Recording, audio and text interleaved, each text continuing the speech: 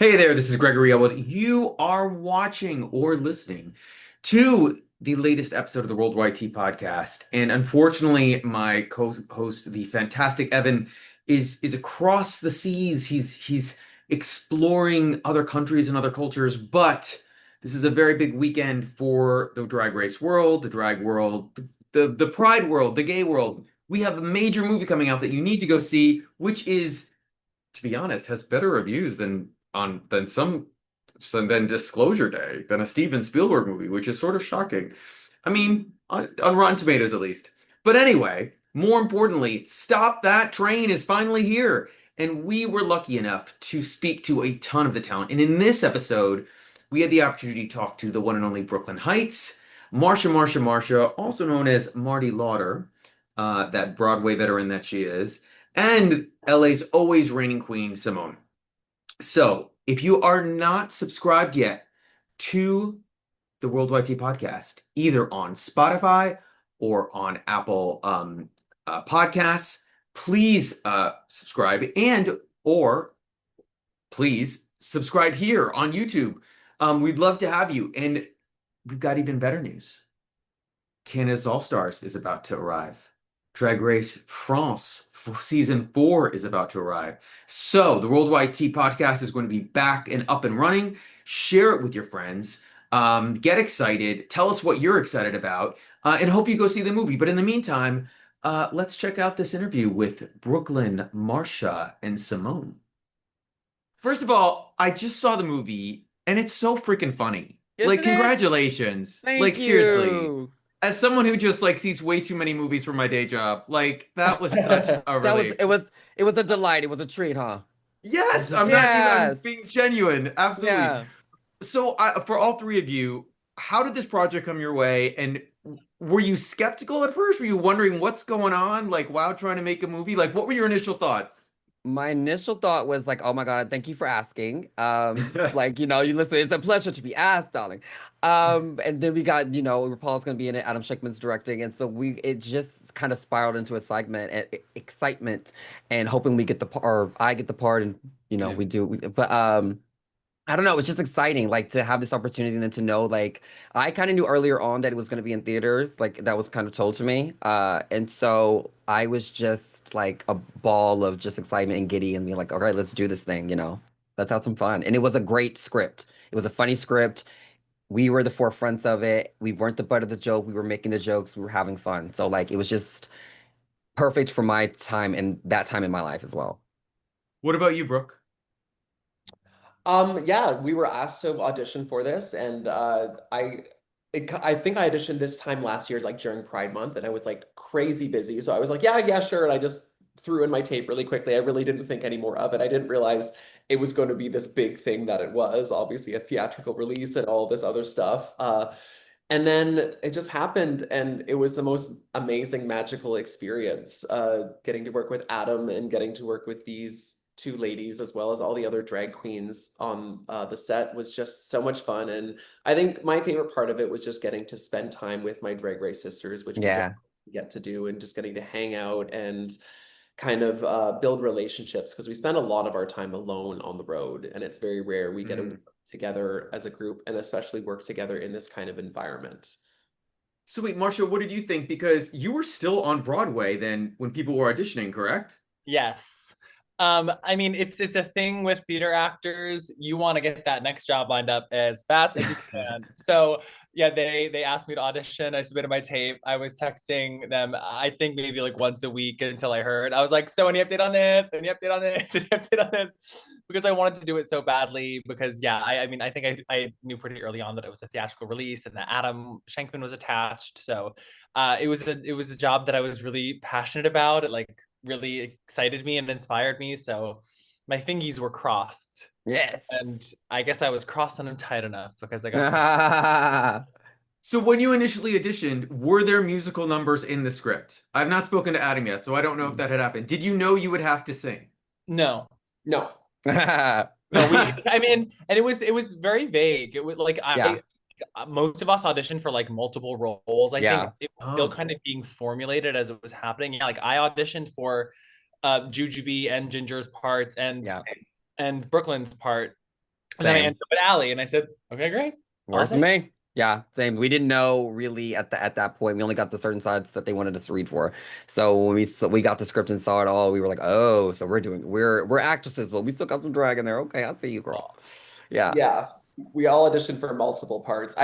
Funny story, I auditioned for Ginger and Jujubee at the same time. It was like the scene that they asked for was like them talking to each other. And I was like, this is awkward. I'm by myself, so I'm just gonna do this. Oh my And literally, God. I That is so literally I just want went, to see that. Send that to us later. Wait, you might, do you have, if you have a copy of that still, you might need to like post You that at might, some I yeah. point. might, Although I think I might actually you put it should out for because promo it's when it comes very, out. That is so yeah. funny. They But texted me, they were like, we really enjoyed that. That was funny. And I was like, good, I'm glad you had a good time. so for the songs itself, for Uh-huh. and especially the main song all three of you guys are in, Yep. did you have more time to learn this than say like on a drag race challenge? No. Was it No, No. significantly less, Yeah. actually. Significantly. None less? now.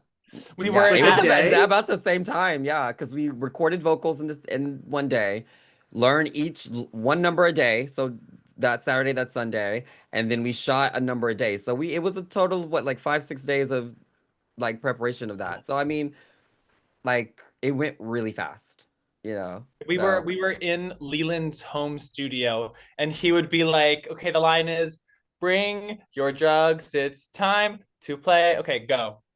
And yeah. like that was how we like learned it and recorded it. It was Mhm. very, very fast. Very fast. Which I mean, ultimately, a test. Go us! How fabulous is that? We did Yeah. great. But it's got to be less stress when you're like hanging out and doing it in Leland's home. Oh my Like you're God, so not. much. No, it wasn't like when you're being judged by it. Like we knew we were gonna sound great. We knew that like we were gonna get the best versions of everything. So like it is just fast, but it was also very fun. You know, Leland's a joy to work with. He made it so light and like just like we know we're taken care of. It was just very fast. So you know Jamal is your choreographer. You know that Yeah, Adam Shankman is a choreographer before he ever became a director. yeah. But you also know you're doing a musical number in the aisle of a train, like or a train set. And obviously all three of you have performed on the craziest stages in the craziest venues trying Mm. to make magic happen. Harder than you thought it would be, easier than you thought it would be. How was the actual doing Ooh. the number in context? Ooh, I think for me personally, I performed and stuff. I always could say I'm more of a mover than a dancer, and so and they are dancers. So for me, I wasn't as much worried about where we were. It was just how we were gonna do it and doing it correctly. That was more of my worry because I knew that they would figure out the blocking and such for camera, and that Hmm. I wasn't necessarily worried about that. I just wanted to make sure I did it right for us, and so they wouldn't have to keep doing it because of me. So that was more of my worry. How about you two?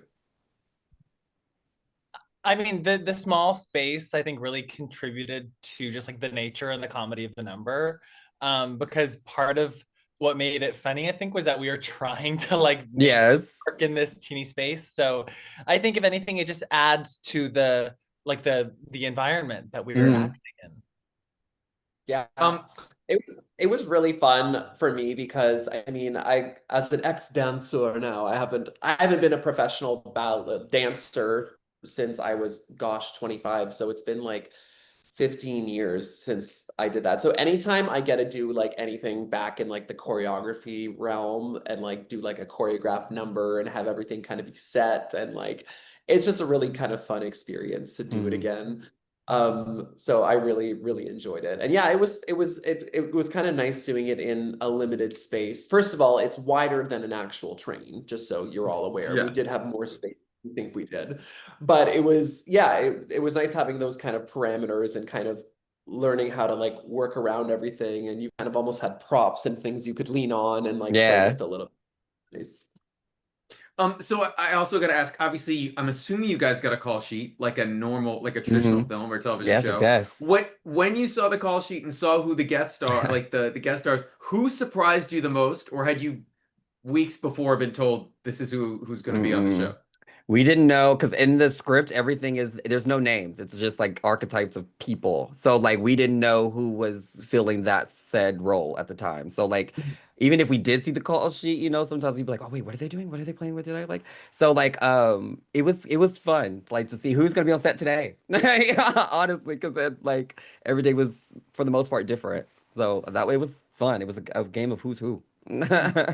Who surprised you, Brooke and Marcia? Who surprised you the most? Who showed up? Oh my gosh, Marcia, who surprised? I have to think about that. Who surprised you the most? I mean, definitely seeing Raven's name Yeah. on that list was really wild. But I mean, I remember getting to the studio for my first like costume fitting and walking into that space and seeing all the headshots on the wall, and I was like, oh my God, this is Yes. a lot of It's a people, and lot they're of all people. doing this. That's so wild. Yeah. But yeah, Raven for me was really exciting. Yeah, mine was Nicole Richie. I mean, I was excited by so many of them, but she's just like ever since I was a little gay boy, I love the simple life, and I've always just thought she was hysterical. So it was really cool. It was a full circle moment for me remember being like 18, 19 years old and watching that, and then like 20 years later sitting on a film set with her and down a slide. It just goes to show you really, really never know what is You going to never know. That's the fun thing about happen. drag is like it's taking us so many different like avenues and like you just simply just never know where you're gonna end up. It's really cool. It's really Yeah, you fun. never know. And also, Marcia, I am guessing you never thought you would be pushing Sarah Michelle Gellar out of the way or onto the ground. I sort of like gasped when I saw that scene because I don't think if I was an actor I could even do that. Were you nervous? No, because I think that was one of the last days that we had with Sarah on set, and she had been so lovely to us the whole time. Hmm. And she's a professional, I'm a professional. It was all good. No hurt feelings. But a funny thing you said about the list, she was the only one on the call sheet whose like full name wasn't written out. It was just like SMG. And SMG. I was like, who is this? And then I was like, oh, it's Sarah. That's so funny. I also wanted to know that there's so many great one-liners that you may not catch unless you see the movie, I'm assuming multiple times. And you But must. must. And you must But watch it multiple I'm times. curious, is there one that you just tr you were gonna break every time you said it, or that when you heard someone else say it, it was just hard not to break? Doors. Am Doris, am I I right? right? I don't know why. I don't know why, but every time I think it's the way she said it. And she Yeah. would say it different every time. And so we would just laugh. And and even when we were on set, we would just say it to each other, out of nowhere. Like if we just needed something to say, we'd be like, Doris, am I right? Yeah. And I remember reading the line, "You're like the Tate McRae of railroads," and being Yeah, like, "I'm blessed with this piece of you talent. got that. That's Yeah. good. You I'm did. so thrilled that this belongs to me." Yeah. I think my favorite from a line that I did not see while we were filming that I only saw when I saw the premiere was "She fun." She's Oh, fun. Fun. That was like But not all the it times. was great Sometimes. watching the movie because there's so much we didn't see and we didn't Yeah. and then it all comes together and just seeing all those different parts was really Yeah. fun. I think that Well, whole having scene and like that whole first scene of them in the White House is in the Oval Office is just so good. Yeah. Like, Well, I was gonna ask about there's so many great improv actors in this. You guys are all great improvers when you need to be. Like, was there room for that? Would Adam let you guys play with the line? And did any of that make it in? Oh yeah. oh, He let us improv lots. Well, he was very direct in the way he wanted things done and how he wanted it done. Yeah. So once we kind of gave him that, if we had time, we'd be like, "Can I try this? Can I try?" hmm. And he And be would like, yeah. very open to letting us do it. Hmm. And Marcia, what did I improv again? Oh, buy the Birkenstocks and the camber already. Oh yeah, Like that was that. improv. I don't Yeah. remember to improv that, but Yeah. and I will say Adam actually said in press last week that you said there's so many great improv actors in this, and Yeah. the script was so amazing that a lot of them were just like, we just want to do it how it's written. It's written. Yeah. Uh-huh. That's actually super impressive. That's a compliment to the screenwriters Oh, too, like absolutely. for them to say They that. really turned it. So I have to ask you, if there is a sequel, what should not be stopped? That's the right question. Go, Please. Marcia. I have a full plot line See? Yeah. ready. Hit it. Hit It's it. okay. So the hostesses of Glamazonian Railways, or the Glamazonian Express rather, have retired after the trauma of the near fatal train crash. They all pivot to they work on a cruise ship, and then there's a virus outbreak on the cruise ship.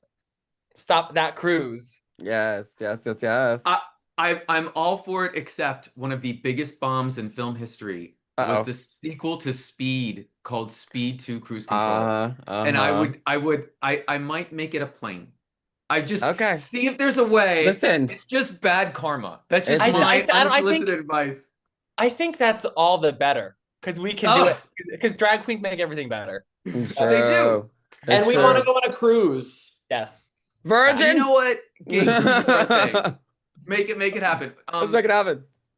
Congratulations to all of you. I hope you have a Of wonderful course. Pride Month. I hope you're Yeah, all you booked too. and blessed, and hope to talk to you in the future. Thank you guys so much. For sure. Thank you so Gregory, much, so my much. darling.